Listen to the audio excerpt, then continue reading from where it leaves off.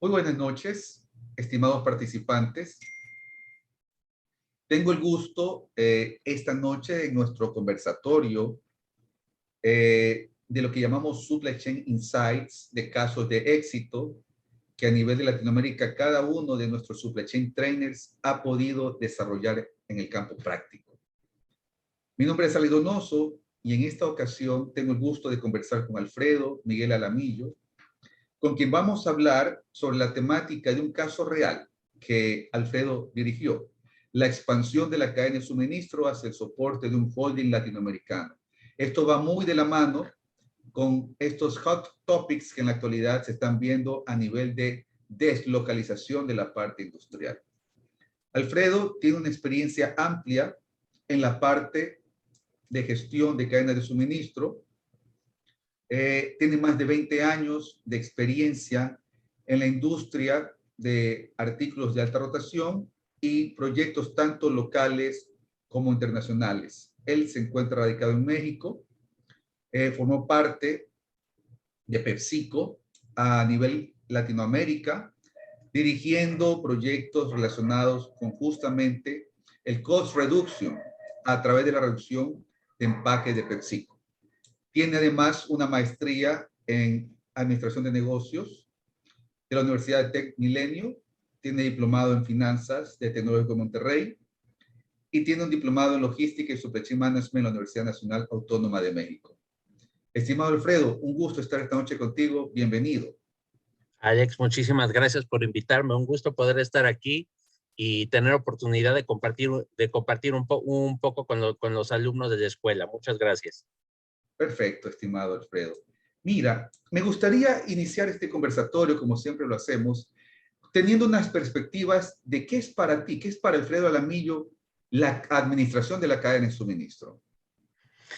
Alex, para mí la administración de la cadena de suministro es la planeación, ejecución y monitoreo de todas las actividades que nos llevan a la entrega de productos y servicios de un lugar a otro. No necesariamente tiene que ser un bien físico, puede ser incluso información, puede ser flujo de efectivo, puede ser incluso transacciones a nivel computación. Sigue siendo una cadena de suministro en donde hay intercambio de información entre diferentes actores para poder lograr el propósito de hacer una entrega final a alguien que lo está solicitando. Interesante. Mira que siempre en estos aspectos prácticos, escuchar un concepto de la parte real de un practitioner es bastante interesante, sobre todo por las perspectivas que se van conectando. Ahora, con respecto a este caso que vamos a abordar, me gustaría que nos comentes cómo es la estructura inicial de la cadena de suministro que vamos a analizar en esta noche. Alex, te cuento, este es un caso muy importante que considero relevante en lo que tocaste, porque parte del desarrollo de un proveedor 100% local, cuando antes lo que se tenía era un proveedor internacional con recursos financieros, por parte de una empresa que cotiza en bolsa, y desmistificar el tema de que no es posible desarrollar el abasto para elementos de alto valor en la industria producidos en Latinoamérica, que forzosamente se necesita que haya algo más allá de. Okay. Entonces, ¿de qué estamos partiendo? Vamos a partir de un monopolio que tiene una patente, un monopolio que tiene experiencia específica en la técnica que se necesita para este empaque, y cómo eso obviamente cierra oportunidades, precisamente se vuelve un monopolio. ¿Qué es lo que tuvo que hacerse para poder desarrollar la industria, abrir el juego a nuevos jugadores? Pero lo importante es qué hicieron esos nuevos jugadores para que una empresa grande abriera esa oportunidad. Mira qué interesante, yo te escucho y justamente hago un match. Recientemente estaba leyendo un survey, una encuesta que a nivel mundial y sobre todo desarrollado en Estados Unidos y Europa, una consultora desarrolló, Y en ese survey se hablaba de que el 60% de los CEOs entrevistados estaban pensando comenzar a deslocalizar, o lo que llamamos el offshore, ¿ya? Su producción en zonas de Asia para atraer a proveeduría local. Creo que eso hace mucho match con lo que esta noche nos vas a conversar. Cuéntame, en ese sentido, ¿qué desafíos tú encontraste cuando se planteó el proyecto y se quiso comenzar a estructurarlo? Vamos a partir sobre esto, Alex. La historia no solamente en tema de operaciones, sino incluso historia política. Se parte de, tenemos una situación. Esa situación genera una problemática. Una vez que esa problemática le das una solución, se genera una nueva situación. Y esa situación nuevamente genera una problemática y generamos un círculo que maneja la evolución. Probablemente muchos de las personas que estén viendo esto son jóvenes y desde que entraron a la industria o desde que empezaron a estudiar, no lo sé, para ellos este tema de Asia ya existía. En mi caso tengo que decirlo, Claro. soy lo suficientemente experimentado para haber visto cómo era antes de China y soy lo suficientemente joven para poder apoyar a un cambio. ¿A qué me refiero? A mí me tocó ver después del huracán Katrina lo que desató esta búsqueda de este tema de offshore, porque aunque la gente tiene que sorprenderse, antes no había opción para que China o el sureste asiático fuera una alternativa como lo fue ahora. Todo lo que estamos viviendo ahora, temas de demoras, temas de posible calidad, temas de abasto, todo eso estaba al frente y nadie quería animarse. Después del huracán Katrina, para mantener funcionando la maquinaria se le dio una oportunidad. Esa oportunidad generó una cadena de ahorros que movió todo lo que es esto de offshore. ¿Qué está pasando hoy? Por una situación que en los contratos llamamos actos de Dios, porque están fuera de nuestro control, finalmente. Claro. Y créanme, eso es un término de contratos, actos de Dios. Significa que no está en el control de ninguna de las partes. La cadena de hoy demostró los problemas que pueden darse. Un paro en puerto, una situación una situación de pandemia, una falta de contenedores que no es la primera vez que ocurre. A mí me tocó cuando empieza este movimiento en el 2000, 2005 de China, todo ese tema de falta de contenedores. Lo que no había pasado es que durara tanto. Me tocó que durara 8 meses, no que durara 2 años. Correcto. Entonces, ¿a qué nos estamos enfrentando? Nos enfrentamos primero, todos recordarán un Gatorade que empieza en vidrio.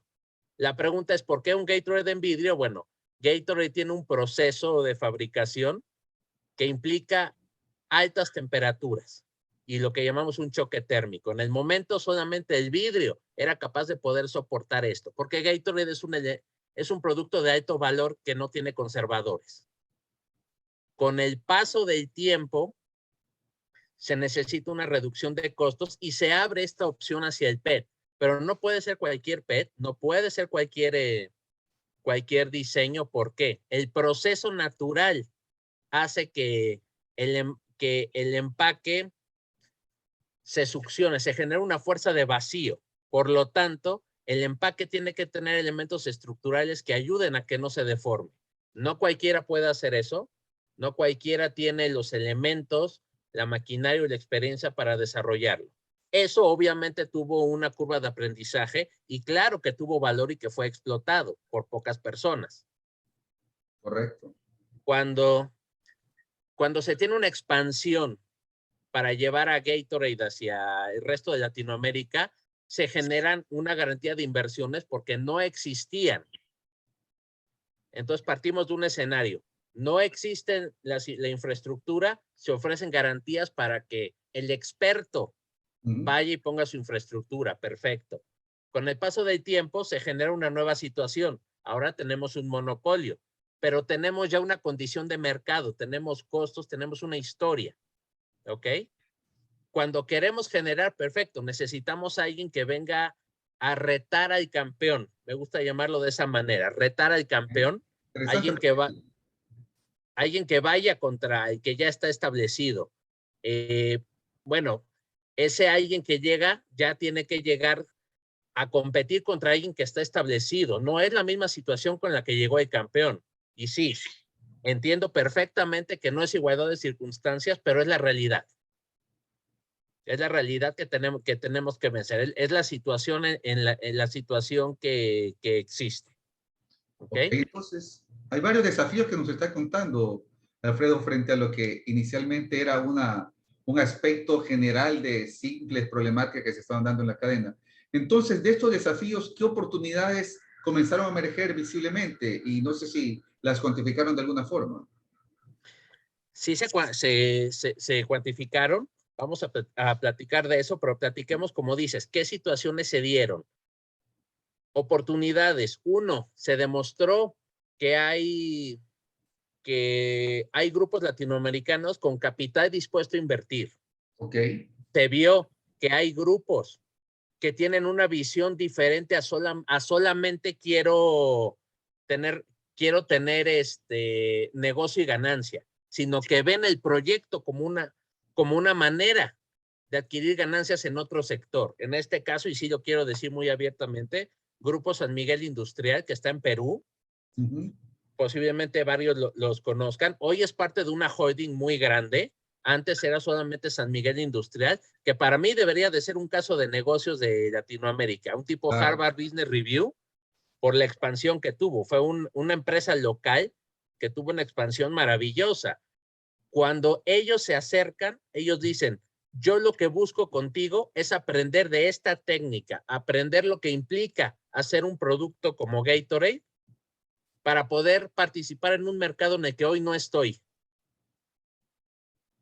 Vemos, esa es una diferencia muy grande contra alguien que dice, yo quiero ganar dinero en esto y que esa sea su única visión. Dijo, me interesa poder aprender, crecer contigo, porque de ahí voy a poder crecer en otro lugar. Porque sin ti no voy a tener la oportunidad para hacer esto. Ok. Aprendimos también que obviamente esto no es fácil. Aquí ya viene el desarrollo de un proveedor. Como marcas globales, obviamente que a todos nos encantaría que ya todo estuviera establecido, que por alguna razón, algún dedo de Dios, algún milagro o incluso la competencia hubiera generado ya el movimiento para que exista la infraestructura correspondiente. Pero ¿qué pasa cuando no lo tienes, Alex? Entonces tienes que dar un paso al frente y tener que apoyar ese tipo de desarrollo, poder partir desde cero. E incluso involucrar, poner tu experiencia, poner aliados que los ayuden, en este caso, personas, fabricantes de maquinaria, personas integrantes dentro de la empresa para desarrollar programas de calidad, capacitación al proveedor, pero obvio todo eso a partir de que realmente haya un beneficio económico. ¿Qué hicimos? Se dio una situación particular para el Perú. El Perú tiene que pasar de vidrio a PET, porque antes en Perú solamente existía el vidrio y el PET se importaba de Colombia. Correcto. Por diversas situaciones necesitamos cambiar de eso a que haya una producción local. Existen dos proveedores locales. El campeón mundial, la filial del campeón, vamos a llamarlo así, que está en Perú, y otro grupo latinoamericano, San Miguel Industrial. Ok. Los dos de alguna manera con cierta igualdad, porque ninguno tiene la maquinaria para hacer este tipo de botella. Los dos necesitan un garante para poder justificar su inversión local. Aquí ya estamos hablando de que el ser una empresa grande no necesariamente te justifica o te abre las puertas de la cartera del CFO para decir adelante. Es correcto. Ahora, Alfredo, yo tenía una inquietud. Antes de que desarrolles ese punto, tengo una pregunta que me gustaría entender antes que justamente comience a profundizar. Entonces voy entendiendo que la estrategia fue, vamos a desarrollar proveedores. Vamos a alcanzar esas oportunidades desarrollando proveedores. Pregunto, ¿por qué no decidió la empresa desde México, donde tú manejaste todo esto, decir, voy a invertir y voy a poner una planta en Perú o a poner una planta en otro país? ¿Por qué decidieron desarrollar proveedores en lugar de ir a una inversión directa? Te cuento desde mi punto de vista y qué es lo que ocurre. No es el negocio de la empresa. La empresa considera que es importante concentrarse en lo que uno es experto y no ir hacia donde uno no es experto. No es una crítica hacia otros. Por ejemplo, la competencia de PepsiCo, que es Coca-Cola, ha invertido en forma verticalizada en otros temas, pero en el caso de México, y seguramente lo saben, Coca-Cola hizo su propia inversión de su planta de reciclado PET, ahora que es un tema importante, y está invirtiendo en una planta propia en el sureste en conjunto con uno de los proveedores. Interesante. Y lo mismo está ocurriendo en Filipinas. Es decir, sí hay una estrategia para hacer eso. En este caso, sí hay una dirección diciendo, no tiene sentido que nosotros lo hagamos que asociémonos con alguien que tenga más experiencia que nosotros en esto, porque las marcas son expertas en su proceso de calidad. Tienen gente que conoce cómo hacer esto, pero no es su día a día, no es lo que manejan siempre. Hay gente que puede manejarlo mejor. Ok, voy entendiendo entonces. Básicamente fue una premisa zapatero a tus zapatos. Vamos a hacer que el core siga primando sobre la estrategia del negocio, de la empresa, y vamos a desarrollar un aliado estratégico realmente de largo plazo para poder potenciar esta oportunidad. Bien, entonces Correcto. en ese sentido, la inmediata pregunta que me viene es, ¿qué criterios aplicaron para justamente decidir sobre qué proveedores desarrollar? Ahí creo que ya ibas a profundizar lo que me estabas mencionando. Justamente en eso, ya los criterios son presencia en el país, capacidad de inversión, y no lo podemos abandonar. El tema de costo final siempre va a ser una variable importante sin ser la única. En este caso no quiero decir, por favor, que aquel que ofrezca el costo más económico en automático se puede llevar una subasta. No es cierto. Sí puede haber una diferencia de precios en donde uno diga, si el costo de uno sobre otro es con riesgo, es de un 15% o de un 10%, bueno, esa diferencia vale la pena para el esfuerzo que implica desarrollar un proveedor. Porque esto también requiere tiempo, esfuerzo, tiene que haber una justificación para ir por eso. Y aquí estamos partiendo. La filial de alguien que tiene acceso al conocimiento y puede tener rápidamente lo que se necesita. Y aparte que nos conoce, porque es alguien que ya tiene experiencia en otros países de Latinoamérica, contra alguien que apenas va a empezar, contra alguien que no tiene experiencia en este tipo de empaque, tiene maquinaria, tiene bases, pero nunca ha desarrollado esto. Ok.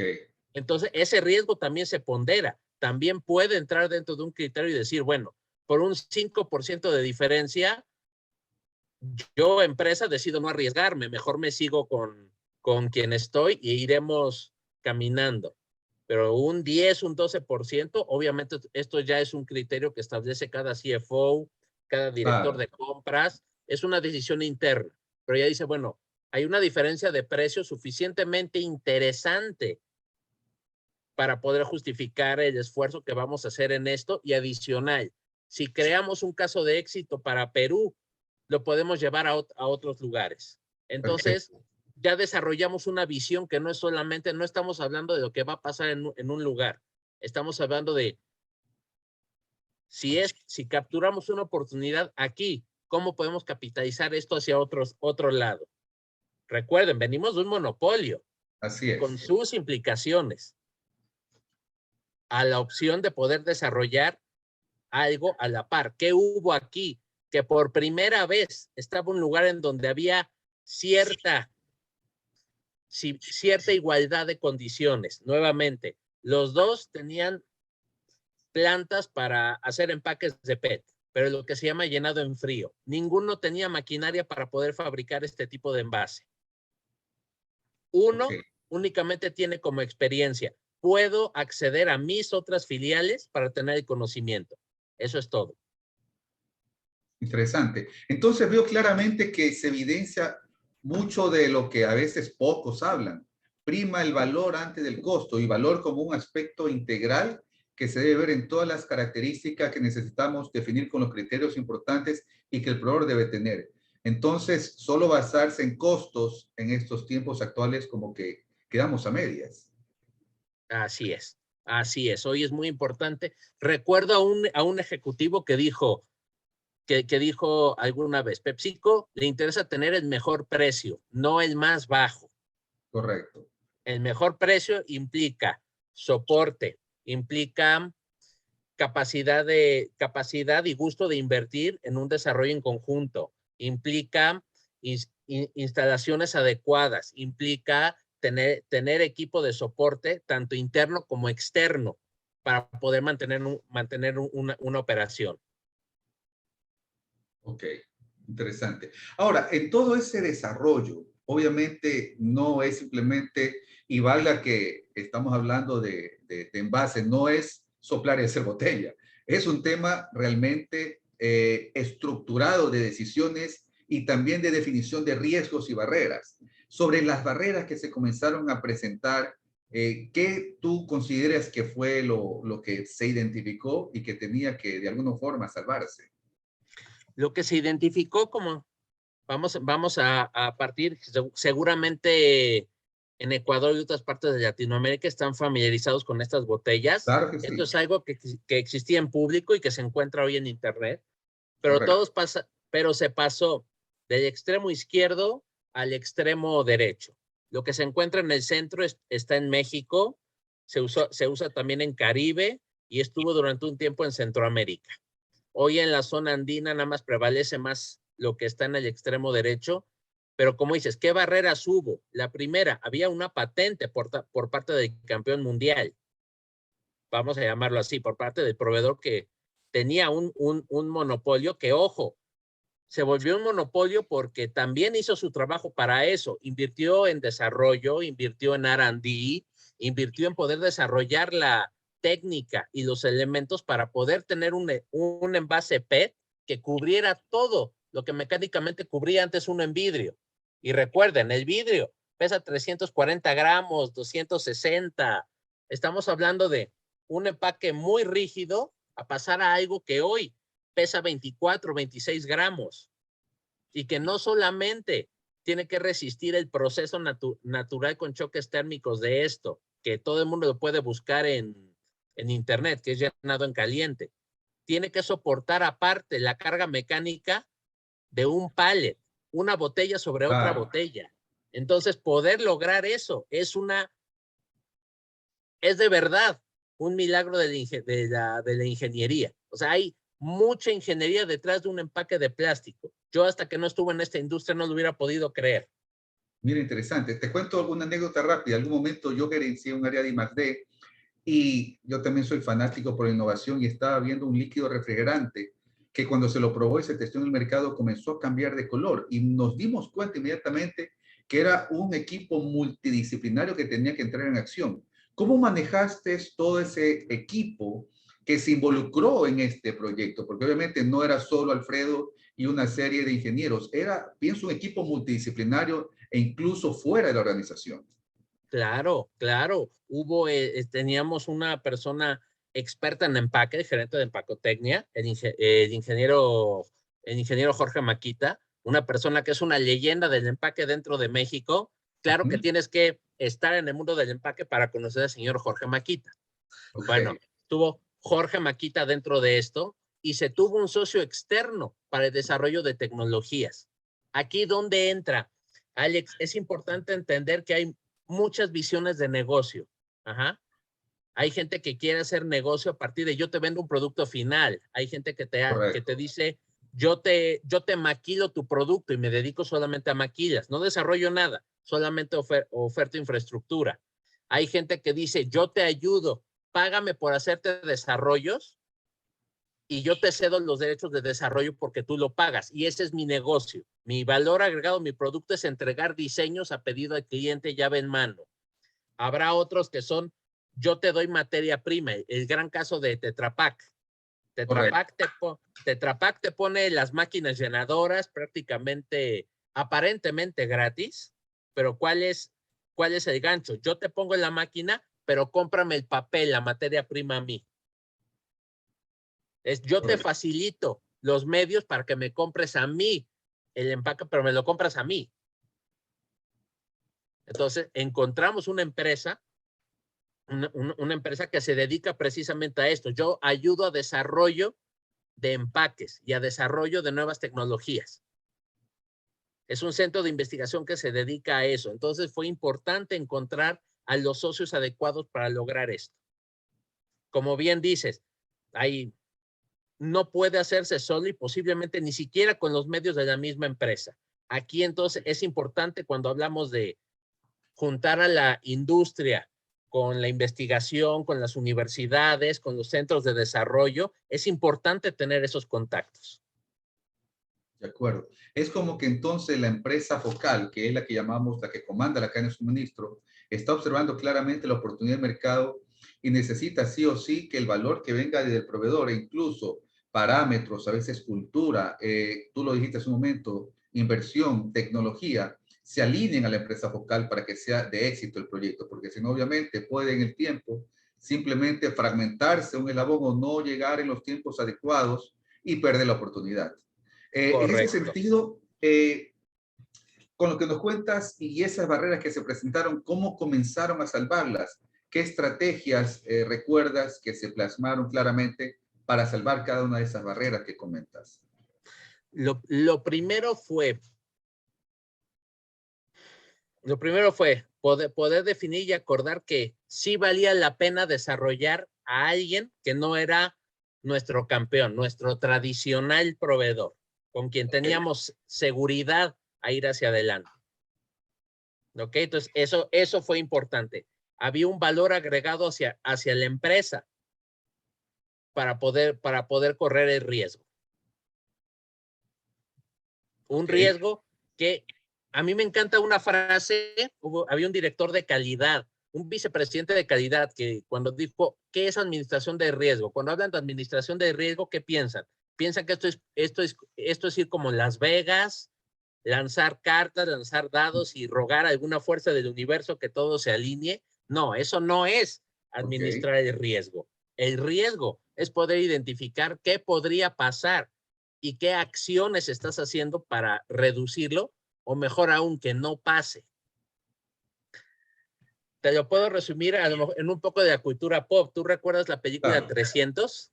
Claro, por supuesto, por supuesto. Hay una escena que yo siempre le digo a todo el mundo que pocos toman en cuenta. Cuando el rey Leónidas está con su hijo jugando diagonal, entrenando, le dice, entre más tiempo pases entrenando y sudando aquí, menos tendrás que sangrar en el campo de batalla. Correcto, correcto. Entre más tiempo pasemos en la planeación de qué puede ocurrir, entre más tiempo podamos dedicar a crear los planes de contingencia, menos vamos a sufrir al momento de la ejecución. Entendido. Poca gente le da valor a esto. Entre las presiones de una urgencia, entre la necesidad de salir a mercado, entre la ya mal usada palabra burocracia, porque hoy todo queremos llamar burócrata a todo lo que implica un control o que implica un proceso de retraso. Y quiero ponerle contexto. ¿Por qué digo mal usada? Porque no siempre un proceso está hecho para quitarte el tiempo. Un proceso está hecho para protegerte de un riesgo de que algo salga mal y no tengas una red de protección. Es una parte del proceso, entonces lo estás identificando muy bien. Entonces, ahí permíteme hacer un pequeño resumen para nuestros participantes y también recordarles que bienvenidas sean sus preguntas. Vamos a irlas respondiendo en el chat que existe para este programa, para este conversatorio mientras vamos conversando. Pero permíteme entonces hacer un resumen, porque me parece muy valioso lo que acaba de decir y con el ejemplo de la película 300. El momento que enfrentamos un riesgo tenemos entonces tres dimensiones. La dimensión de la incertidumbre que necesitamos sí o sí plasmarla en escenarios de lo que pudiese pasar. La siguiente dimensión, la dimensión de los planes de contingencia que se atan a cada uno de esos escenarios posibles. Y la tercera dimensión, la de los recursos que se comiencen a involucrar. Entonces tomamos esas tres dimensiones y las comenzamos a poner en práctica para ir midiéndolas en función de lo que se vaya presentando para estar listos de lo que nunca quisiéramos que pasara entonces. Es correcto. En este caso, ¿qué fue? Pasamos de un diseño, este diseño del extremo izquierdo, Alex, estuvo mucho tiempo en el mercado, aproximadamente Claro, 12, 14 años, lo recuerdo. en un tema de, bueno, en estos temas en donde ya hay personalización, donde hay cambios, bueno, 12, 14 años de la misma imagen puede ser considerado mucho tiempo. Y nuevamente, como comenté, el proceso de gate, este proceso de llenado en caliente tiene muchas implicaciones para el empaque y le demanda mucho. Por lo tanto, no cualquiera puede hacerlo, no es solo soplar. Incluso hay una tecnología que se llama Nitro Hot Fill, maravillosa a nivel costos, porque te permite Claro. estas propiedades de llenado en caliente, ¿sí? A un costo bastante competitivo, pero no te permite tener estas bellas figuras ergonómicas. Todo lo que yo he visto en Nitro Hot Fill han sido la botella tradicional plana, perdón, circular, ¿Correcto? que se asemeja a las de refrescos, y la forma de captar al consumidor es a través de etiquetas termoencogibles que sean muy visibles. Es una técnica de negocio, no la estoy criticando, es una estrategia de mercado. Sí. Ajá. Pero aquí estamos comparando, son diferentes formas de llegar al mercado. Aquí nos referimos cómo lograr estas bellas figuras ergonómicas contra un proceso que es demandante y agresivo. Ok. Ahora, ¿en cuánto tiempo se llevó adelante todo este proyecto? Pienso que la dimensión tiempo siempre va a ser pensar mucho en Claro. algo. Mira, el primer paso, pasar de vidrio a lo que está en el extremo izquierdo en Perú, fue un lapso de 8 meses. Fue desde pedir la maquinaria, hacer las pruebas, y aquí que fue importante, el proveedor de maquinaria apoyó también en la capacitación y el desarrollo de esto. ¿A qué partimos? Partimos de un diseño que está dominado en el mercado, un diseño que era factible poder hacer y que había menos riesgo. Ajá. Cuando pasamos desde el extremo izquierdo al extremo derecho, ese ya fue otro proceso. Ese ya fue un proceso aproximadamente de 1 año y medio para poder hacer todo el desarrollo, porque fue desde las bases, desde los modelos de computación, desde hacer las pruebas, encontrar el lugar, el tiempo de prueba y poder demostrar que el proyecto funcionaba. Y ojo, una cosa es tener presupuesto para demostrar que el diseño funciona. Después es el proyecto para invertir en la infraestructura, para sacar en cantidad industrial de diseño.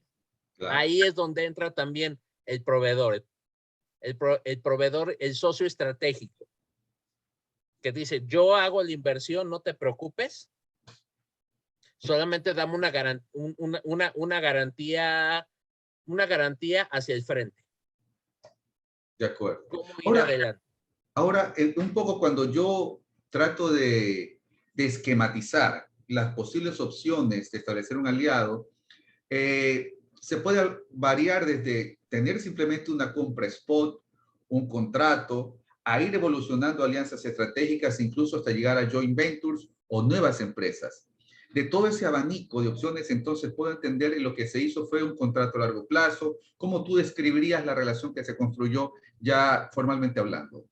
Para este caso yo te diría sí hubo un contrato y a mí me encantó la actitud del proveedor estratégico, Okay. porque dijo, ok, no pidió un contrato a 10 años, pidió un contrato normal en la industria y la seguridad con la que llegó diciendo, mi trabajo es que cuando se acabe el contrato tú quieras seguir conmigo. Perfecto. Entonces te voy a dar servicio, te voy a atender, te voy a dar costo, no te voy a amarrar, no quiero que te quedes conmigo por decir que tenemos un contrato. De verdad quiero que te quedes conmigo porque piensas que soy tu mejor alternativa. Perfecto. Y de verdad tengo que decirlo, la actitud en cuanto, no voy a hablar sobre la venta, porque eso suena a alguien a la imagen del vendedor de carros usados. No, es Correcto. todo el servicio en la cadena, desde te ayudo en el desarrollo, te ayudo con tus problemas de inventarios, te ayudo a responder en caso de una emergencia, te ayudo a indicarte cuando haya problemas o cuando vea que hay algo en el horizonte, avisarte con tiempo. Te ayudo para decirte cuando vea oportunidades. Clarísimo.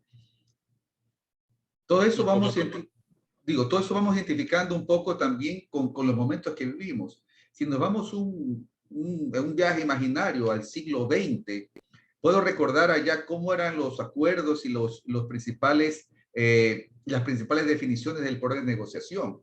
Allí todo era en base al costo, todo era vamos a ver quién me puede dar el mejor costo de la cadena, pero actualmente se suma este componente que estás diciendo, porque me has descrito puros servicios y eso me hace mucho sentido, porque cuando comenzamos a entender lo que en la actualidad el cliente aprecia de un proveedor, está 30% en ese objeto físico y 70% valorado por el costo, por el servicio que representa. Entonces, en ese sentido, guarda mucha lógica la estrategia que ese proveedor estratégico quería llevar y transmitir a ustedes, y no solo que lo decía, lo transmitía y lo hacía visible en cada acción y en cada decisión que en sus operaciones llevaba adelante. Qué interesante. Y Entonces, Alex, como esto, tú dices, si sí, nos vamos al siglo XX, también vamos a reconocer cómo no es que fuera más fácil. Había, nuevamente, había una situación, problemática, solución. Había pocas presentaciones, había a lo mucho 4 presentaciones. No había necesidad de tanta variedad de diseños. El consumidor tomaba lo que había al frente. Cuando empieza a darse esta expansión también entre el internet, llegan nuevas generaciones, no sabría decirlo, para eso están los sociólogos y la gente de marketing, que nos diga correcto. qué ocurrió. Bueno, empieza a haber necesidad de más oferta hacia el mercado. Pasamos de una familia de 4 presentaciones a una familia de 7, 8, a tener que hacer cambios rápidos, a generar esta mentalidad de agilidad, porque antes teníamos esos grandes elefantes blancos con unos costos fijos impresionantes, porque todo estaba hecho para eso, todo estaba hecho para un mundo en donde el volumen eran 4 presentaciones y eso era todo. Ahora, Correcto. no es que el volumen y el mercado se haya expandido 8 veces, no. El pastel sigue siendo el mismo, crece orgánicamente, todo crece con respecto a la población, pero ese pastel requiere ahora otra receta. Ya no se divide entre 4 presentaciones, se divide entre 7, 8. ¿Qué nuevas tecnologías surgen para que pueda tener esto? Es el paso de la evolución que estamos teniendo. Es ¿quién me ayuda con esto? Porque es una realidad. Hoy ya no podemos tener estos elefantes blancos que fueron hechos para grandes volúmenes. Correcto. Ahora, en ese sentido, con lo que me mencionas, luego de definición clara de ese contrato, ¿qué resultados, no, mejor dicho, antes de los resultados, qué hitos ustedes consideraron que iban a medir para saber que iban por el camino adecuado? Calidad constante, primeramente porque el costo podría haber sido maravilloso, pero si iba a haber una implicación en la calidad en el mercado o en la visión del producto, sobre todo en algo que es tan importante como el empaque. El empaque es la primera carta de presentación en el anaquel. Correcto. Entonces, un empaque que llega golpeado, un empaque que llega chupado, maltratado, bueno, no es algo que podamos permitir que sí que esté. Entonces, el proveedor tiene que asegurar que entrega un producto de calidad en forma constante, procesos controlados. La verdad es que algo que también tengo que agradecerle yo a Jorge Maquita es que este tema que todos escuchamos, pero pocos nos dedicamos a entrar en profundidad de control estadístico de procesos, es algo muy importante. Hoy una empresa que no tenga control estadísticos de procesos para entender si está bien o si está mal, no tiene oportunidad de competir. Clarísimo. Entonces, lo primero, que lleve control de procesos, que pueda dar garantías de que todo va a estar bien a lo largo del tiempo. Eso es lo primero. Lo segundo, ¿qué tanto se mantiene esa promesa verbal que se convirtió en papel de yo te voy a dar el mejor servicio que se necesita. Yo te voy a atender cuando lo necesitas. Te puedo dar mi WhatsApp de la empresa. Algunos llegan a dar el WhatsApp celular personal para poder atender. Alex, tú y yo estuvimos en la época en donde daba miedo levantarse de la computadora porque podían llegar toda una cantidad de correos y todo el mundo se sentía desatendido. Correcto. Yo sé que todo el mundo, muchas de las demás generaciones dicen, es que es volverse un esclavo de esto. Mi experiencia fue, yo ya puedo atender problemas en cualquier lugar. Antes tenía que estar atado a mi computadora de escritorio, porque esto era un lujo. Así es. Todavía entonces poder movernos con esto para mí es una libertad diferente a como se entiende ahora. Que también está mal vivir pegado a esto 24/7, sí es correcto. Pero ¿a qué me refiero? Hay una flexibilidad para poder sentir que tu proveedor te está atendiendo. No es estar en la angustia de me espero al día siguiente, o salió de viaje, o nadie me atiende. Ok. Interesante. Entonces, comunicación es un tema clave en todo esto. Esa comunicación genera confianza. La palabra al final se llama confianza. Ok. Y para tener esa confianza, sí tarda tiempo, Alex. Es cuestión de ver que se cumplen las cosas. Es cuestión de ver que se respetan las políticas declaradas, que la política de calidad y control de procesos se mantiene, que el proveedor está abierto a una auditoría en cualquier momento y no se sienta ofendido. Ese tipo de cosas, demostrar con el tiempo que son acciones reales, va generando esa confianza. Ojo, esa confianza nunca disminuye la responsabilidad de seguir monitoreando que todo está bien. Simplemente, en lugar de hacerle 20 preguntas al proveedor, le hace solamente 3, porque ya conoces qué hay detrás de él. De acuerdo, clarísimo. Ahora, luego de haber identificado esos hitos, ¿qué resultados tú consideras que alcanzaron al finalizar este proyecto? El más importante fue, se abrió el abanico de proveedores. Pasamos de un monopolio a tener de verdad una competencia en el mercado. Para los que son nuevos, posiblemente no lo han dimensionado, no lo han visto. Por algo en Europa, en Chile y en otros lugares, están los ministros de competencia económica que buscan evitar que haya monopolios por todo lo que implica. Bueno, antes había un monopolio porque no había forma de desarrollar a alguien más. Va desde nadie quiere hacer la inversión, va desde nadie tiene dominio de la técnica y tiene una patente que lo protege. Ok, claro. Entonces, ¿qué tuvimos de resultado? Se desarrolló por primera vez, se desarrolló un proveedor 100% latinoamericano, porque Alex, antes de esto, siempre buscábamos que los proveedores de Estados Unidos abrieran filiales aquí en Latinoamérica y no querían. Siempre estaba el tema, es que no se justifica el volumen, es que no se justifica el volumen, es que no se justifica el volumen. Entonces, nadie quería venir a invertir. Haber encontrado un grupo dispuesto a yo invierto. Sí, no parte de cero, no tengo una planta, estoy de acuerdo. Pero yo estoy dispuesto a dar el siguiente nivel dentro de mi liga, de lo que hago. Ir al siguiente nivel, cuando otros no estaban dispuestos a hacerlo, fue importantísimo. Eso pienso que es clave y sobre todo, mira que, ¿hace cuánto fue más o menos este caso, estimado Alfredo? 5 o 6 años el primero. Mira, pasar de vidrio a PET, al del extremo izquierdo, y estamos hablando de unos 7, 8 años tal vez. 7 años. Pasar al extremo derecho, estamos hablando de unos 4 años. Mira tú, y ahora en la actualidad estamos viendo ya con lupa, pero muy de detalle, para en los próximos 3 años muchas empresas comenzar a deslocalizar. Qué interesante conversar todos estos aspectos y saber que primero es factible. Segundo, que da resultados tangibles. Tercero, que es una evolución permanente. Se desarrollan economías localizadas, comienzan muchos elementos y se contribuye colaborativamente, no solo en la transferencia de conocimiento, sino en hacer negocios colaborativos. Interesante. Correcto. Tú mismo lo dijiste, diferentes modelos de negocios.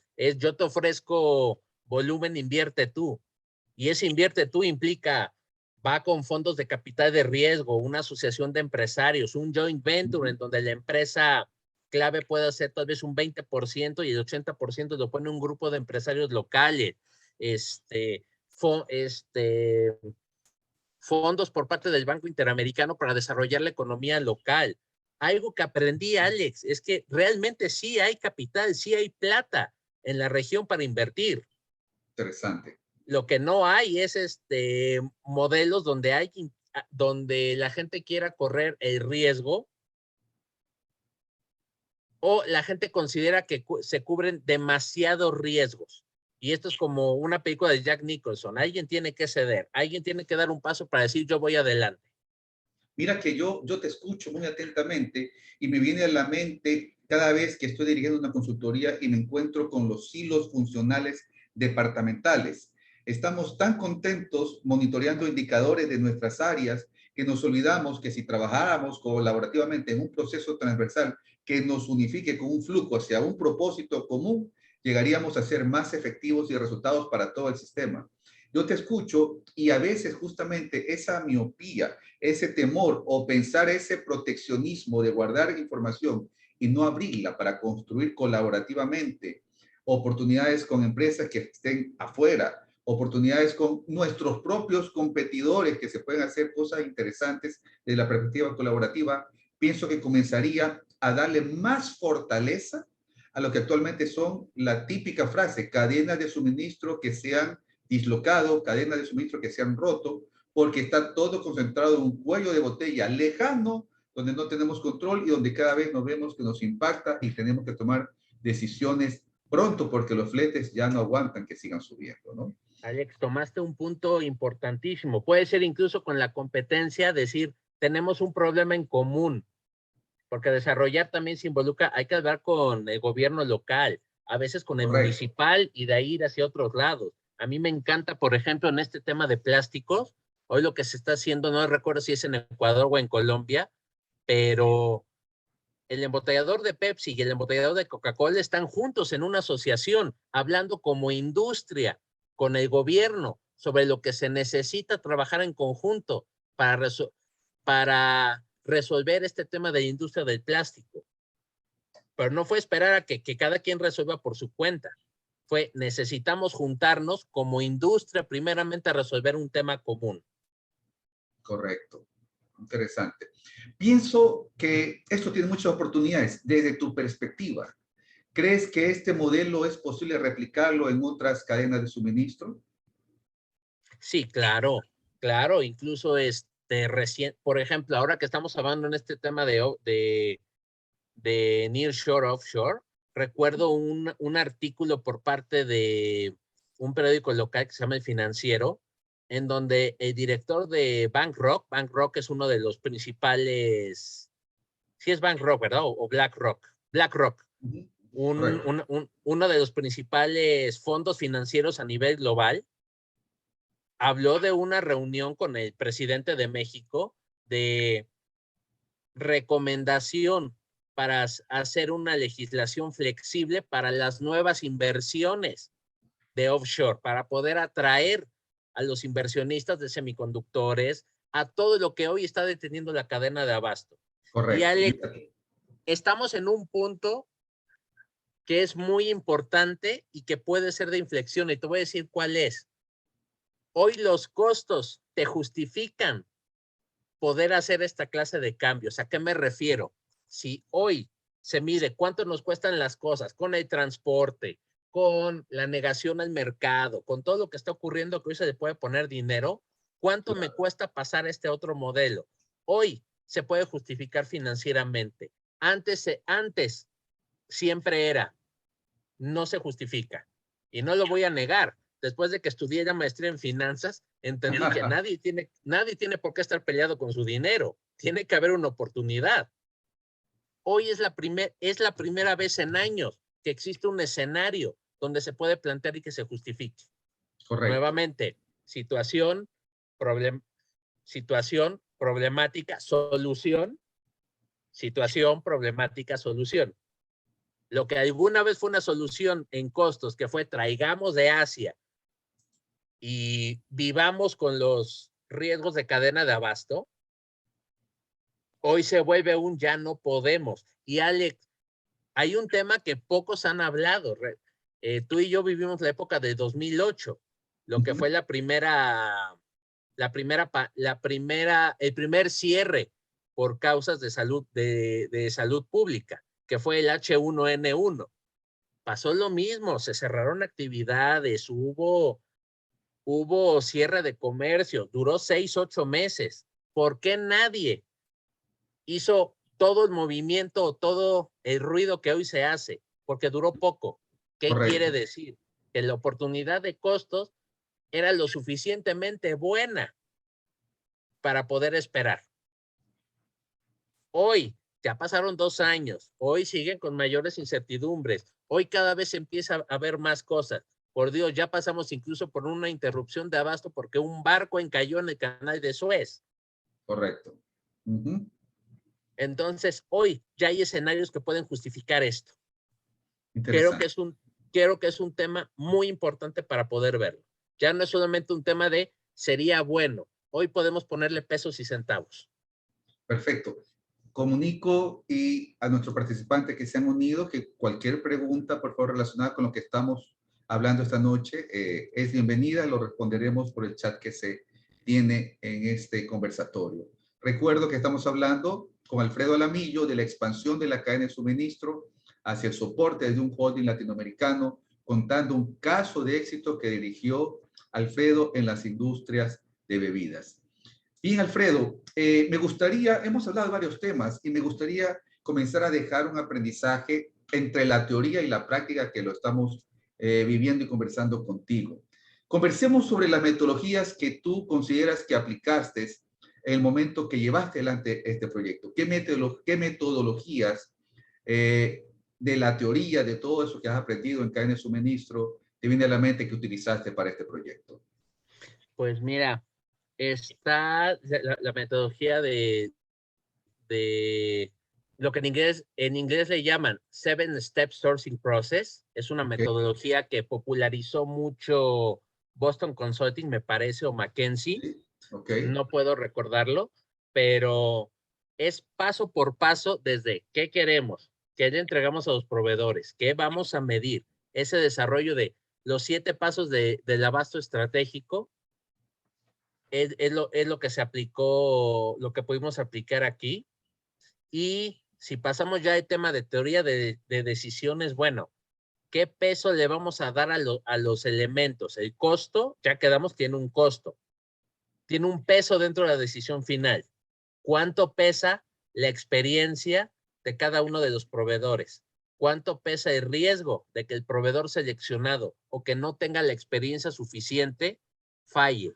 Entonces, entramos en la metodología de matriz de decisión ponderada. Se tuvo un panel de expertos en donde la empresa les dio la confianza para la toma de decisiones y poder evaluar la calificación que obtuviera cada proveedor con base en criterios y pesos preestablecidos. Ok, interesante, interesante. Me gustaría sumar algo de lo que he podido escucharte, porque pienso también que tienes ahí un SRM muy desarrollado, un Supply Relationship Management muy desarrollado. Pienso que esa metodología también te debió haber aportado junto con la definición de técnicas de offshore para localizar adecuadamente los proveedores.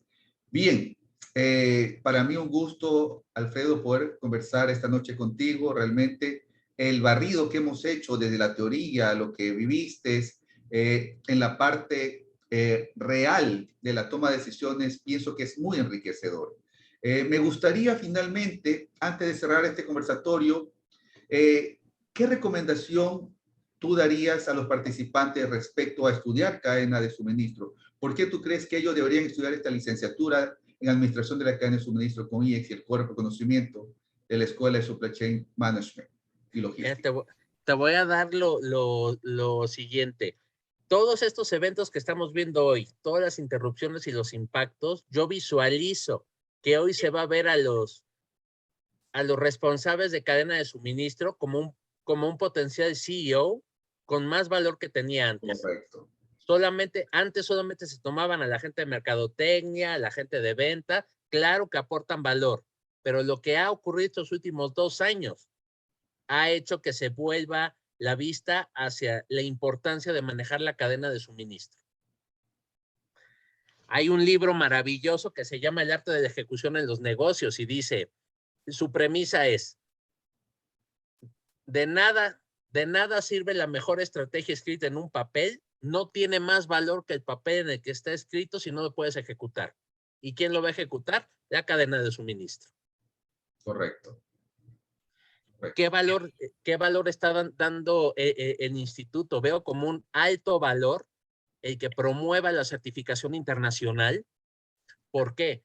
Porque se están comprometiendo con los alumnos a darles la preparación suficiente para presentar un examen que está estandarizado para la industria, para todo. Lo presenta gente del MIT, lo presenta gente de la UNAM, lo presenta gente del Estatal de Sao Paulo, lo presenta gente de Cambridge. Es el mismo examen para todos. Y esa certificación avala el conjunto de conocimientos que hoy pide la industria. Entonces veo muy importante ese tema. Veo también de gran relevancia que busquen promover el tema de casos reales y casos de éxito para poder platicar. Y un tema muy importante que estoy viendo que me gusta mucho por parte de ustedes. Desde un inicio ya están introduciendo al alumno en todo el sistema SCORE de APICS. Por lo tanto, una vez que salgan o que empiecen a participar en prácticas, su tiempo de acomodo a la industria va a ser increíblemente rápido, porque van a hablar el mismo lenguaje que los demás. Y les garantizo algo, estoy seguro que van a sorprender a más de uno del conocimiento con el que van a llegar a tan corta etapa de su desarrollo. Perfecto. Un gusto realmente, Alfredo, escuchar esas perspectivas tuyas.